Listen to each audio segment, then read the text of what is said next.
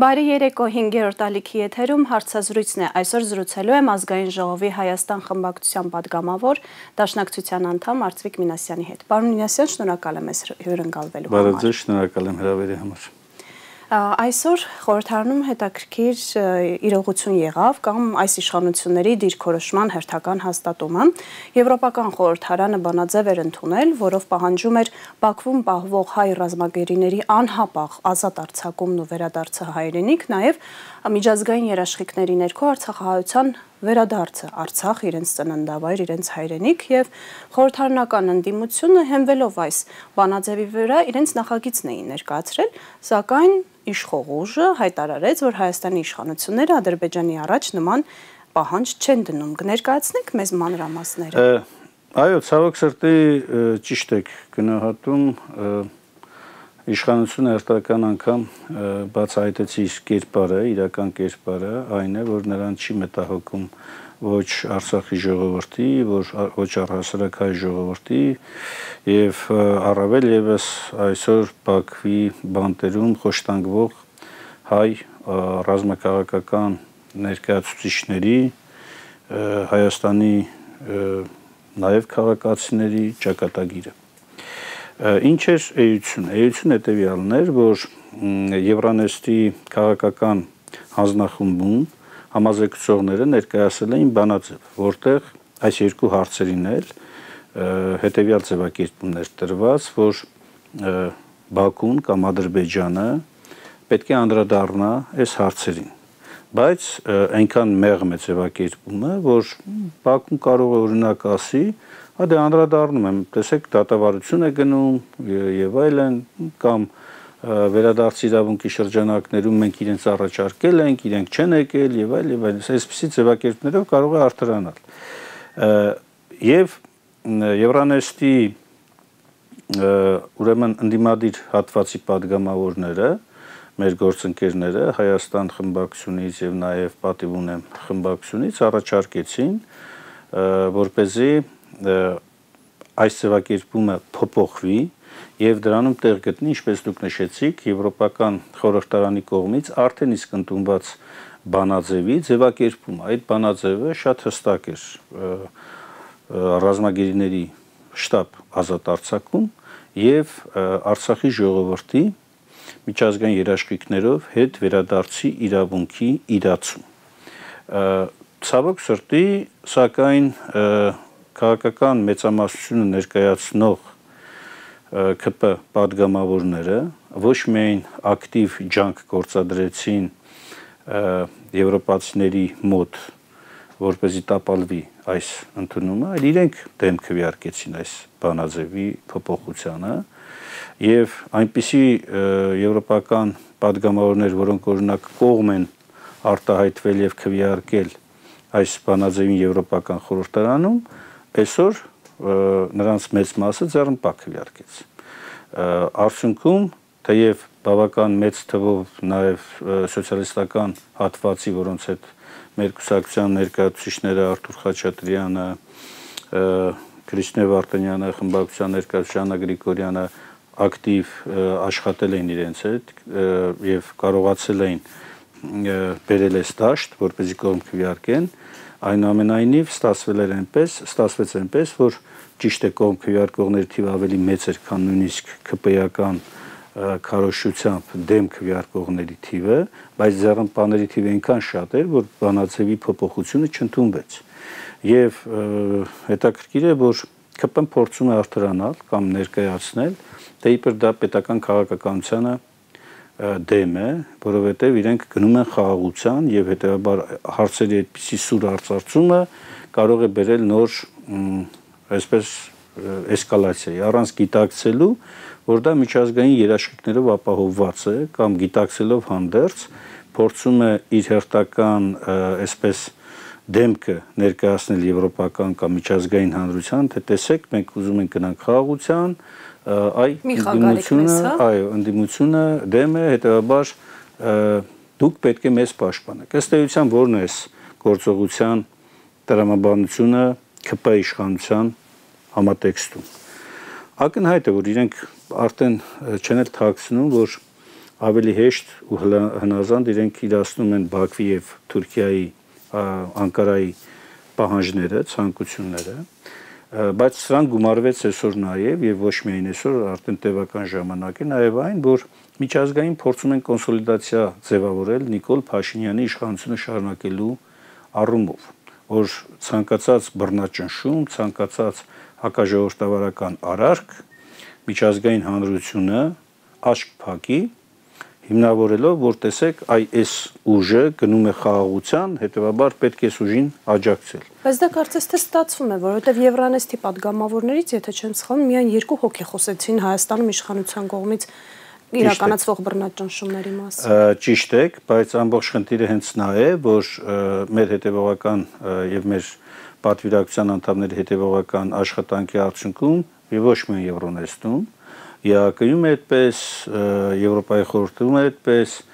փորձում ենք ներկայացնել իրական պատկերը Հայաստանում, որ չկա ժողովրդավարություն, չկա իրավական պետություն, չկա իշխանությունների տարանջատման բաժանման սկզբունք, չկա հաշվետվողականություն, կա ընդամենը մեկ բան, մեկ անձի դիկտատուրա, որի ներքո Հայաստանում այսօր թևածում է եւ ամեն օր ավելանում են քաղբանտարկյալների թիվը։ Ու կարծեք թե որոշակի արդեն դրական տենդենսներ կան ու այդ դրական տենդենսները հարկավոր է ավելի զարգացնել, ավելի ներկայացնել, ավելի պատկերավոր արտահայտել, դրա համար էլ նաև մշակվել է նոր մոտեցում, այն ոչ միայն ընդդիմադիր խմբակցությունների կողմից, այլ նաև պարլամենտում մեր նախաձեռնությամբ առաջիկայում կհրավիրվի խորհրդարանական լսումներ Հայաստանում քաղաքական բանտարկյալների թեմայով եւ հույս ունենք, որ այս շեշտադրումով նաեւ միջազգային տարբեր հարթակներում, տարբեր լեզուներով կներկայացվի իրական պատկերը։ Այն, որ Նիկոլ Փաշինյանի եւ իր խմբակին հաջողվել է միջազգային հանրությանը կեղծ պատկեր ներկայացնել, դրա մեջ իհարկե էական նշանակություն ունի նաև Հայաստանի Հանրապետության ժողովրդի այն հատվածի մոտեցումները, որոնք դեռևս շարունակում են կամ կուրորեն հավատալ Նիկոլին, կամ հավատավոր են նրան ամենատարբեր դրսևորումներով, սկսած պաշտոններ կամ բիզնես հնարավորություններ ունենալուց, ավարտված պարզապես ատելությամբ լցված բոլոր այն մարդկանց նկատմամբ, ովքեր որոշակի հաջողություններ են արձանագրել, կլինի պետության հետ կապված, հայրենիքի հետ կապված կամ հանրային միջավայրում հեղինակություն ունեցող։ Ես այլ մարդու այս խմբերից բացի ուրիշ չեմ տեսել, որ Նիկոլ Փաշինյանին աջակցում են, ու ցավոք սրտի այս մարդիկ հենվելով այս հատվածի վրա, նաև միջազգային հանրությանը ներկայացնում են, որ տեսեք, մենք ունենք աջակիցներ, բավականին մեծ թվով աջակիցներ եւ այսպես շարունակ։ Բայց աշխատանքը պահանջում է հետեւողական ջանքերի գործադրում, չպետք է մենք մտածենք, որ մեկ հարթակում խոսքը բավարար է լինելու։ Դա նաեւ պահանջում է, որպեսզի ժողովուրդը ինքն էլ իր ընդվզումը պետք է արտահայտի, շատ ավելի ինտենսիվ պետք է արտահայտի, քան թե մենք մինչև այժմ տեսել ենք։ Գյումրիի քաղաքապետին բերման ենթարկելու օրը գյումրեցիները իրենց անհամաձայնությունը հայտնեցին։ Բավարար էր արդյոք կամ արդյոք ուղերձ կար, որ այս տրամադրությունները տարածվելու են նաև Հայաստանի մյուս բնակավայրերում։ Ցավոք սրտի ոչ, չկար այդ պատկերացումը եւ չէր էլ կարող լինել, որովհետեւ մեր ժողովրդի մեջ նաև մի տեսակ կա անվստահություն էլ նման ակցիաների միջոցով հասնել իշխանափոխության, դրա պատճառը բազմաթիվ է։ Շատերը նաև հենց ընդդիմությանն են դրան նահատում։ Ճիշտ է, մի մասը հենց այդ տրամաբանությամբ է փորձում իր վարկագիծը կառուցել, որ դրանով հնարավոր չի եւ նախկինում շատ ավելի հուժկուն վզումներ են եղել, տասնյակ հազարավոր մարդիկ են դուրս եկել, հետեւողականորեն պահանջել են, բայց չի հաջողվել։ Հիմա մի մասը մեղադրում են ընդդիմությանը, մի մասը օբյեկտիվ իրականությունը գնահատելով նաև հասկանում է, որ գործ ունի մի իշխանության հետ, որը ոչ մի բանի առաջ չի կանգնում, եւ կա երրորդ ավելի հիմնավոր մոտեցումը, որ ցավոք մեր պատկերացումներով ազգային, պետություն, պետականություն գնահատող, հասկացող մարդիկ իրենք բռնությունների նկատմամբ հակում չունեն, այսինքն իրենք չեն պատկերացնում, որ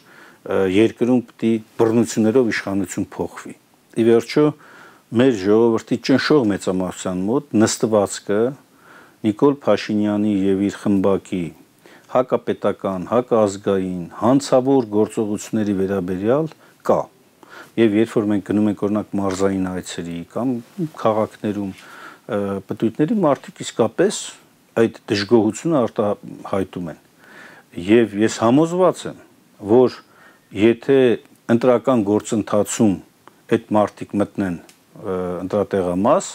իրենք դեմ են քվեարկելու այս իշխանություններին։ Բայց կհասնի այդ դժգոհ մասան ընտրատեղամաս, հարցը սա է, որովհետև շատ դժգոհներ 21 թվականին չգնացին ընտրության։ Ճիշտ է, հենց ընդդիմադիր դաշտի կարևորագույն առաքելություններից մեկը սա պետք է լինի, որ իսկապես դժգոհ ընդդիմադիր հատվածին, որը նորից եմ կրկնում, ճնշող մեծամասնությունը այլևս ոչ միայն հրավիրել տեղամաս, նաև վստահությունը փոխանցել, որ իրենց ձայնը չի կորելու։ Ինչի եմ կարևորում, որովհետև տեսեք, նույն մեր ժողովրդի ընդդիմադիր հատվածի մոտ կա նաև տարբեր ճաշակներ, հա։ Մի մասը ուզում է այս քաղաքական ուժին տեսնել իշխանության, մի մասը այլ անձի է ուզում, մի մասը նոր մարտիկ է ուզում եւ այլ։ Գլխավոր հարցում ընդդիմությունը պետք է գա մեկ միասնական եզրահանգման եւ կարծեք թե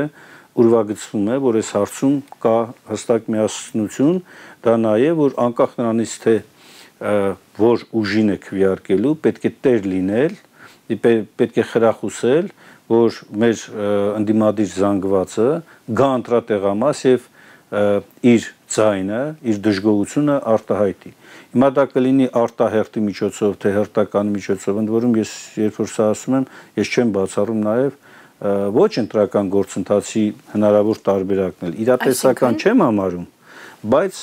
չեմ էլ բացառում, այսինքն քանի որ այս իշխանությունը ամեն օր մի նոր փորձանք է բերում, մի նոր հարձակման թիրախ է ընտրում, չի բացառում, որ մի պահի էլ այդ նյարդը, այդ ներվը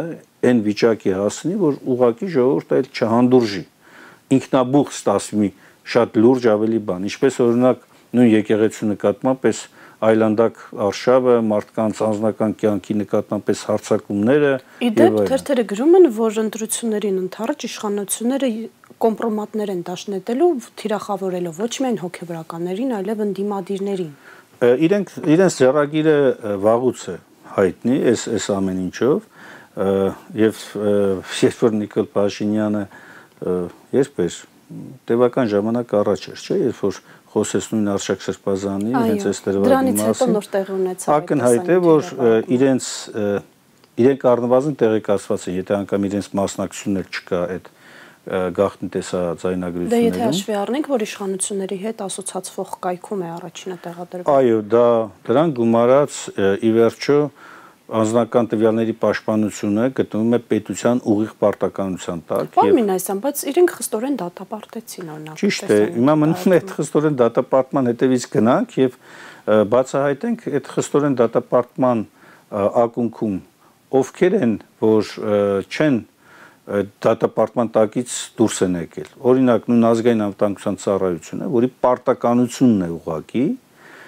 իրականացնել այդ գործողությունները, այսինքն բացահայտելու անձնական տվյալների պաշտպանության խախտման դրվագները,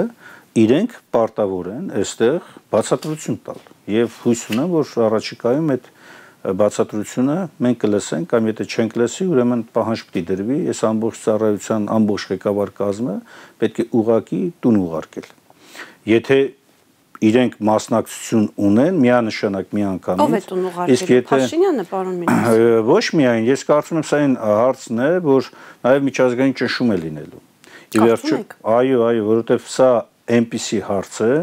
որ շատ զգայուն է, անկախ քաղաքական արդեն մոտեցումներից, սա համարվում է միջազգային մակարդակում ամենանուրբ հարցերից մեկը։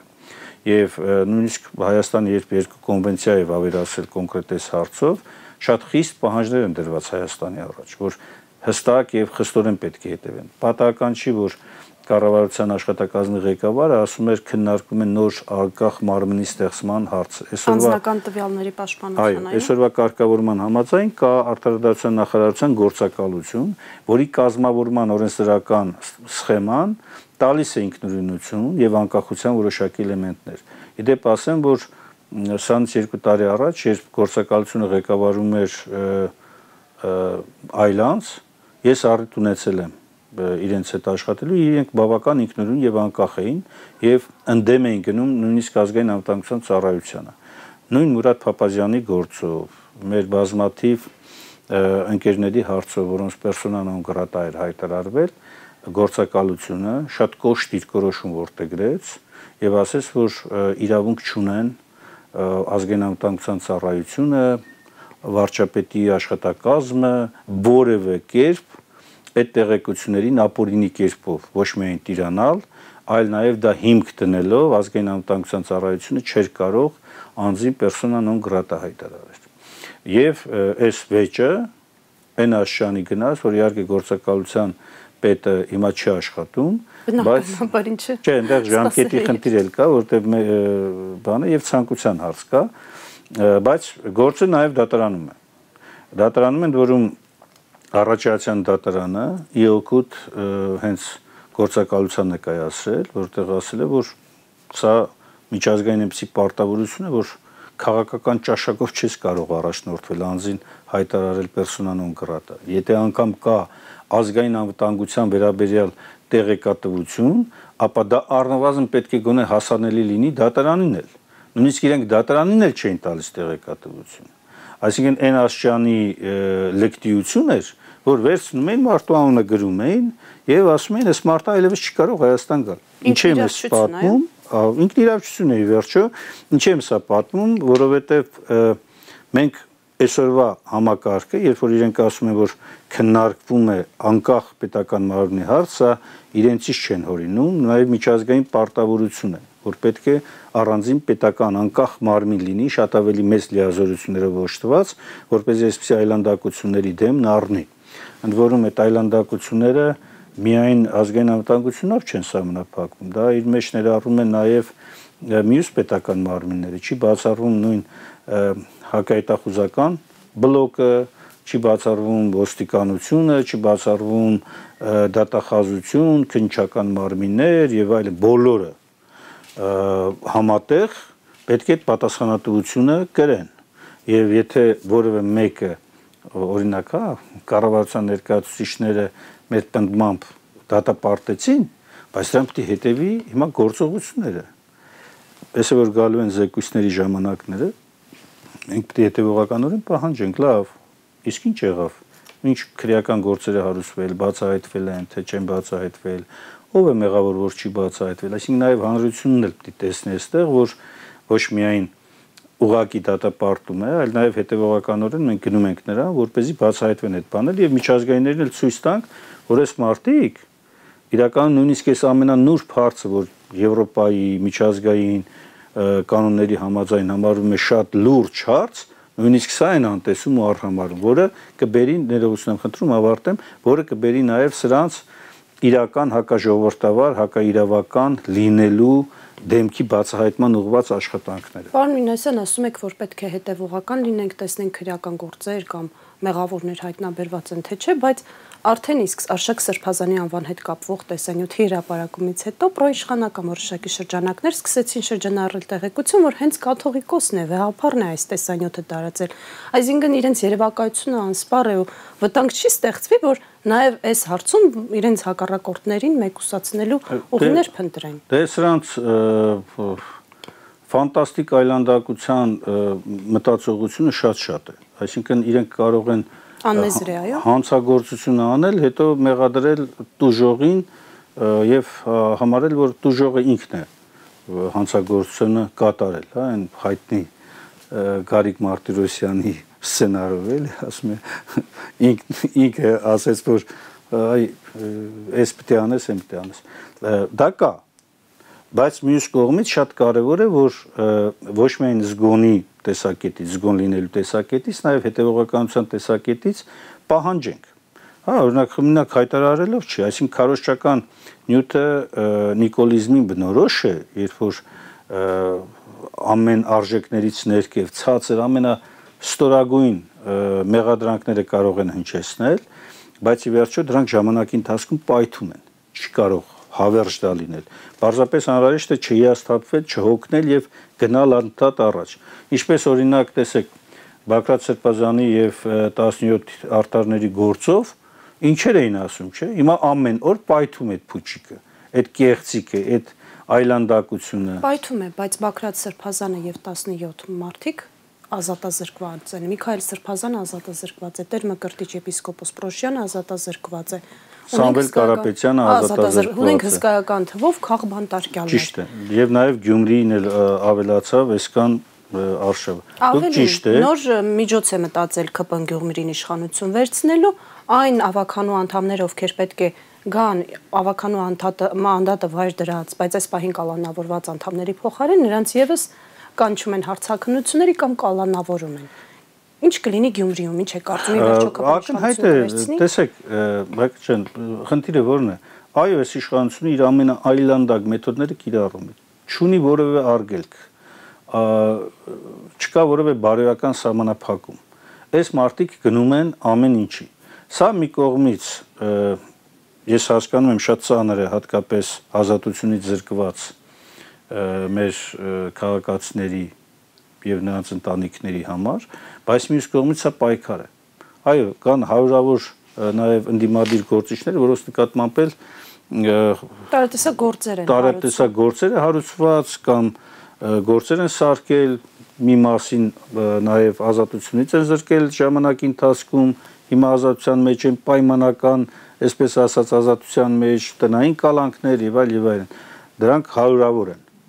Բայց սա նաեւ նշանակում է, որ մեր ժողովրդի ոգին չի ընկճվում, չի կոտրվում։ Սա լրացուցիչ լիցք է, որպեսզի մյուսները նույնպես կարողանան այս պայքարի մեջ շարունակել պայքարը։ Եվ մյուս կողմից չի կարող անվերջ նիկոլիզմի այս այլանդակությունը չբերել նաև միջազգային բացահայտումների։ Հիմա արդեն սկսվել է։ Դուք նշեցիք ձեր խոսքի մեջ, որ երկու падգամավոր ընդհանրապես անդրադարձան, բայց առաջ էլ չկար, ճիշտ է որ խոսենք։ Հիմա հարկավոր է մեծացնել, ընդլայնել եւ ցույց տալ, որ իրականում այն ինչ որ այս մարդիկ խոսում են ժողովրդավարության մասին, ընդհանրապես ժողովրդավարության հոտ չկա։ Ավելին դիկտատուրա, անձնակենտրոն, անձնապաշտություն, սեփական թալանը քողարկելու համար ամենաայլանդակ գործողություններ,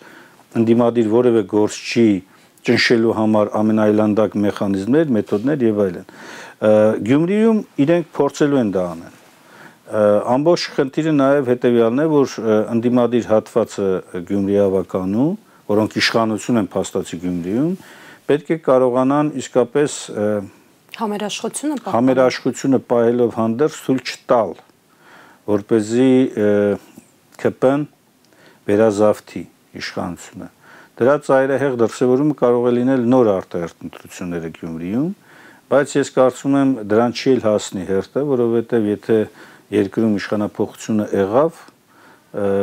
արտահերթ ընտրություններից զատ Գյումրիում ամբողջական իշխանությունը հենց ընդդիմությունը կվերցնի եւ որևէ մեկը դից ցպտուն չի կարող հանել։ Ինչ իշխանափոխության մասին է խոսքը, բանին ասի։ Մեծ երկրում մեծ իշխանափոխություն, որը պայմանավորված կարող է լինել արտահերթ կամ հերթական ընտրություններով կամ ինչպես հաղորդման սկզբում նշեցինք, այս ճնշումները բերին նրան, որ ժողովուրդը, հասարակությունը այլևս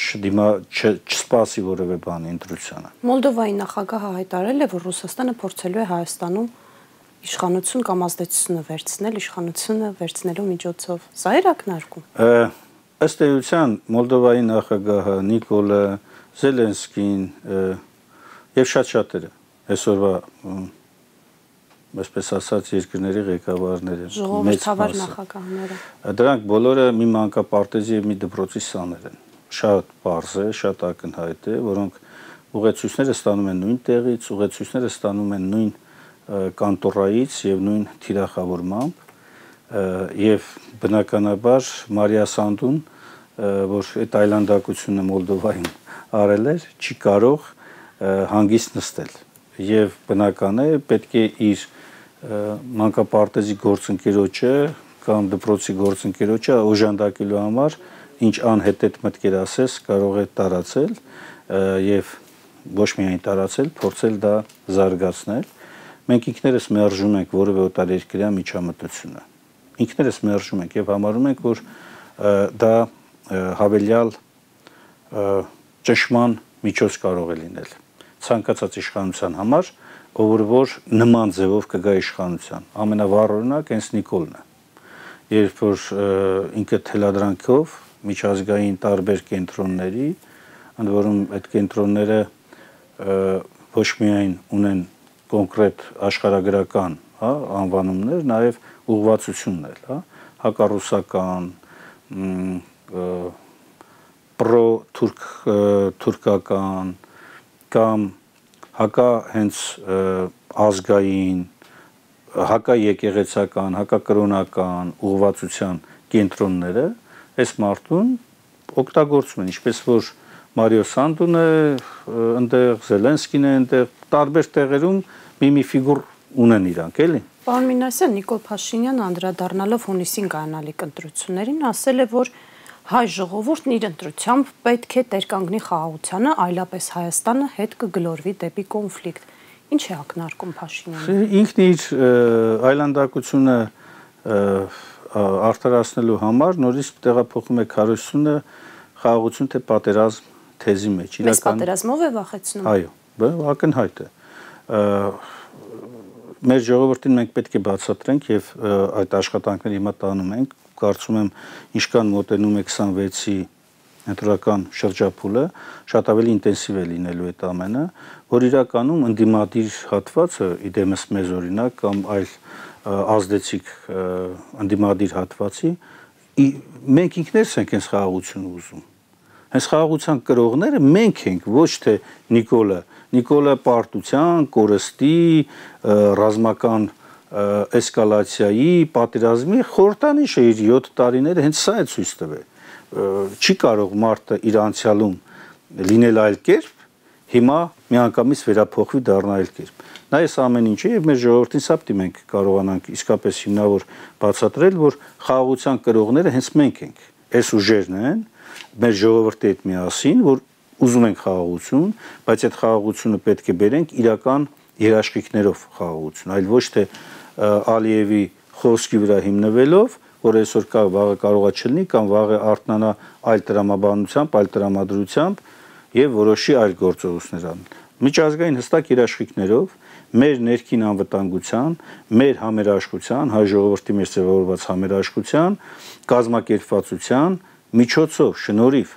եւ մեր անվտանգության թիվ 1 երաշխավոր ազգային բանակի կարողությունների ուժեղացմամբ եւ նրանք ովքեր որ հիմա մտածում են որ այ Նիկոլը բերում է խաղաղություն իսկ այս ուժերը պատերազմի ուժեր են իրենք պիտի հասկանան որ եւ մենք էլ դա պիտի բացատրենք որ այն ինչ որ Նիկոլը անում է բանակի հետ սա ոչ միայն խաղաղության հետ առնչություն չունի սա հենց բանակը ջարդելու հայ ժողովրդին դեպի կառապնարան տանելու միջոց է հակառակը մեր բանակում եւ յուրաքանչյուր զինվոր անվտանգ կլինի եթե բանակը լինի ուժեղ կայուն ամուր հենքի վրա եւ համաժողովրդական սիրո առարկան դառնա ինքը այլ ոչ թե այսօրվա նման ինչ որ բոլորը փորձում են ամեն կերպ վանել բանակից կամ բանակի դերակատարությունը փորձել նսեմացնել կամ նվազեցնել։ Պարոն Մինասյան, շնորհակալ եմ հետաքրքիր զրույցի համար։ Ես նույնպես։ Հիշեցնեմ այսօրվա իմ հյուրներ Ազգային ժողովի Հայաստան խմբակցության քարտուղար Դաշնակցության անդամ Արծվիկ Մինասյանը։ Դուք դիտում եք հարցազրույցը հաջողություն։